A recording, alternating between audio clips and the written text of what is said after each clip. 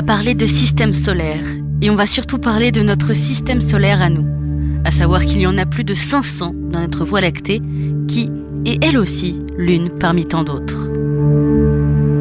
Bref, notre système solaire.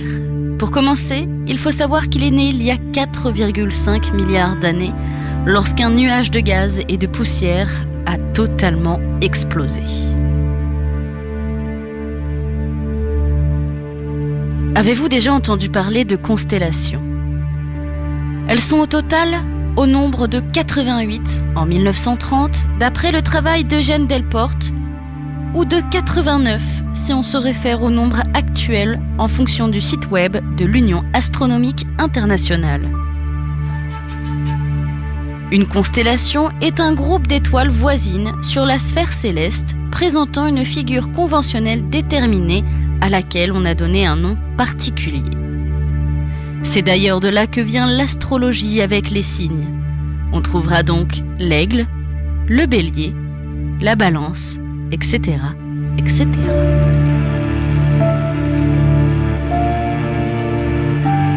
Eh bien, notre système solaire à nous, lui, il fait partie de la constellation d'Orion. À savoir que dans la mythologie grecque, Orion est un chasseur géant réputé pour sa beauté et sa violence. Et pour la constellation, eh bien, elle est située quasiment sur l'équateur céleste.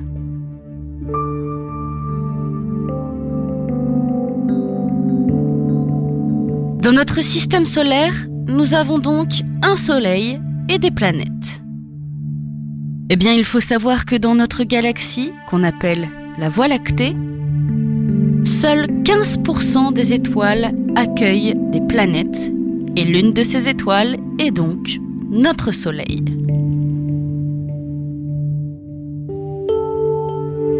Aujourd'hui, on considère que 8 planètes tournent autour de notre Soleil. Avant, c'était 9 avec Pluton. Pour les plus férus d'astrologie, vous saurez que le débat fait toujours rage, donc nous allons considérer que nous en avons officiellement 8, comme annoncé officiellement aujourd'hui. 8 planètes donc, divisées en tout en 2 grandes catégories. La catégorie tellurique et la catégorie jovienne. Dans la première, la catégorie tellurique donc, on a Mercure, Vénus, Mars et notre planète, la Terre. Ces 4 planètes ont forcément des choses en commun. Elles sont faites de matériaux rocheux, leurs surfaces sont solides, elles n'ont pas d'anneaux, et enfin, elles n'ont pas ou très peu de lunes. D'ailleurs, elles sont toutes relativement petites. Mercure et Vénus sont très proches du Soleil. Mercure est celle qui tournera le plus de fois autour du Soleil, puisque la circonférence de son parcours est beaucoup plus restreinte. Vénus accueille même une chaleur de 463 degrés Celsius. La Terre, qui a de l'eau, est la planète connue pour être la seule à accueillir de la vie, et ce, dans tout notre système solaire. Du moins, actuellement. Et oui, actuellement, puisqu'en ce moment, ce qu'on entend en parlant de Mars, c'est qu'il serait possible qu'elle ait elle aussi accueilli la vie, et ce, il y a environ 3,7 milliards d'années. C'est le sujet de recherche par définition du moment.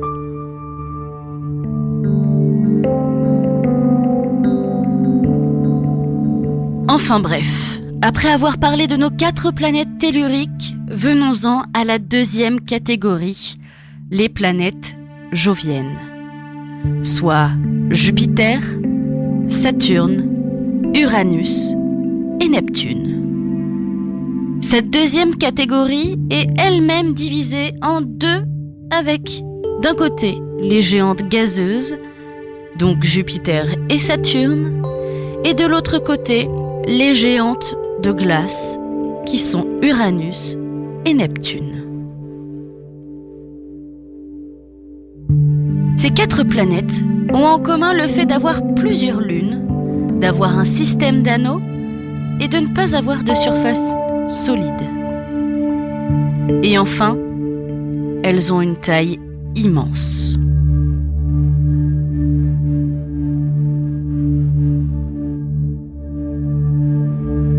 Pour tout vous dire, la planète la plus grande de notre système solaire est Jupiter, suivie de près par Saturne.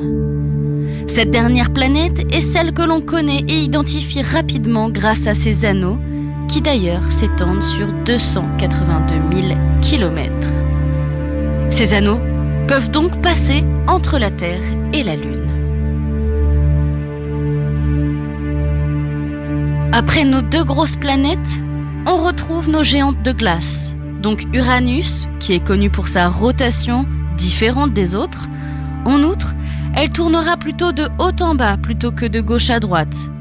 Elle tourne donc sur le côté. Ensuite, Neptune. Neptune est la plus éloignée du Soleil.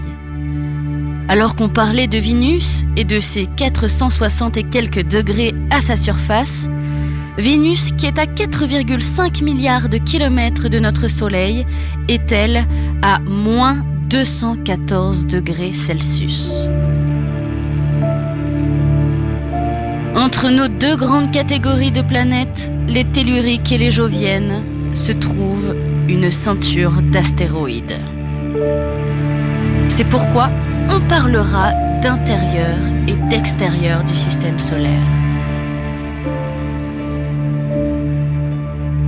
À l'intérieur du système solaire, on retrouvera nos planètes telluriques et à l'extérieur du système solaire, on trouvera nos planètes joviennes. Cette grande ceinture d'astéroïdes constituant une sorte de frontière entre nos 2 grandes catégories intégrant nos 8 planètes. Dans cette ceinture, on y trouve Cérès, une planète naine qui fait environ la taille du Texas. On a le droit aussi à une autre ceinture, plus loin, qui orbite cette fois-ci et qui englobe donc les planètes joviennes. Elle s'appelle la ceinture de Kuiper. On y trouve alors des astéroïdes, mais notamment celles que l'on nommait tout à l'heure comme sujet de débat, Pluton. Et enfin, au-delà de cette ceinture de Kuiper, on arrivera à ce qu'on appelle la frontière de notre système solaire. Le nuage de Oort. Un ensemble de débris de glace de forme sphérique. Pourquoi est-ce qu'on le considère comme le bord du système solaire ? Eh bien parce que c'est là que la gravité et les influences physiques du Soleil se terminent.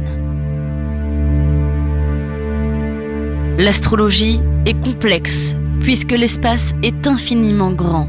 On en découvre aujourd'hui tous les jours sur les différents espaces et autres galaxies. Mais parfois, il est sympa de se donner une échelle, aussi petite soit-elle, même si on parle tout de même de galaxies.